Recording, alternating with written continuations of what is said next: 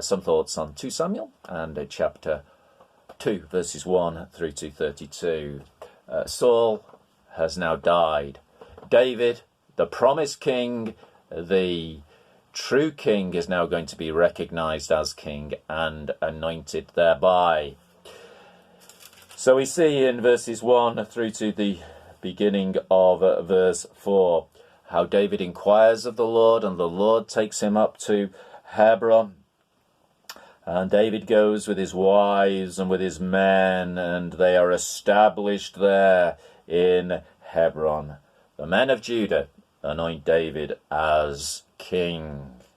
And then we read in the middle of verse 4, when they told David, it was the men of Jabesh Gilead who buried Saul. David sent messengers to the men of Jabesh Gilead and said to them, what's he going to say?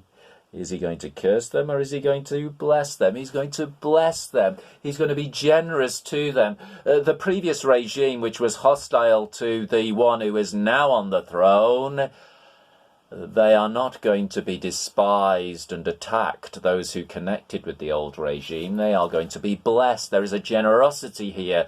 The true king on the throne shows generosity to them. And so he says in verse 6, now may the Lord show steadfast love and faithfulness to you, and I will do good to you because you have done this thing. Now therefore let your hands be strong and be valiant, for Saul your Lord is dead, and the house of Judah has anointed me king over them. And so it's a lesson, isn't it?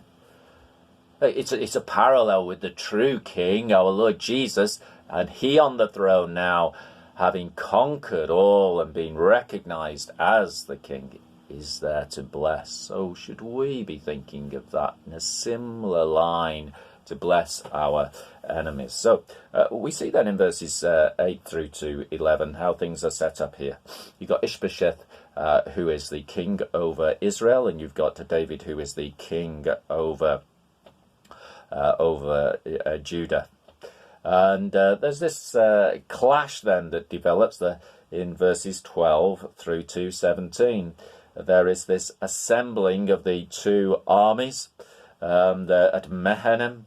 They went out from Mahanaim to Gibeon, we read in verse 12. And they gathered together, verse 15, and they arose and passed over by number, 12 for Benjamin and Ishbosheth, the son of Saul, and 12 of the servants of David. And these are the representatives who are going to fight. And then we see in verse 17, the battle was fierce that day, and Abner and the men of Israel were beaten before the servants of David. You see, there is victory. There is a conquering of enemies. And if we've seen the pattern previously in the chapter, we would see now is the time for generosity. And then things can move forward. Alas, we've got these 3 sons of Zeruiah in verse 18, and one of them is Asahel.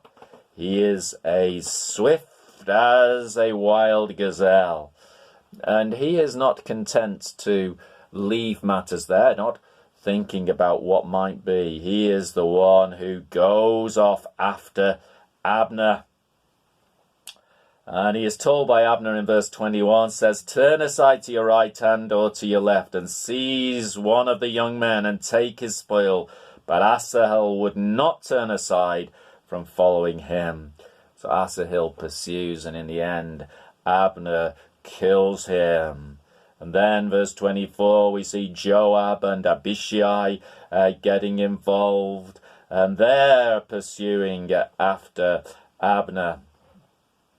And so the matter develops as the ongoing conflict, we might say, carries on when it really shouldn't have done.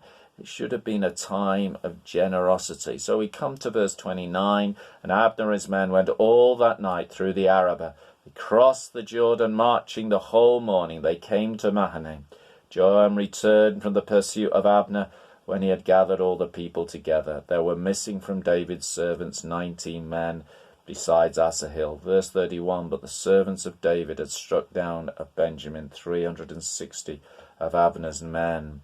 Yes, it had all been drawn to a conclusion in verse 28, but there was damage, there was death, there was, sadly, the men of David, they striking down 360 of Abner's men. I believe it shouldn't have been that way.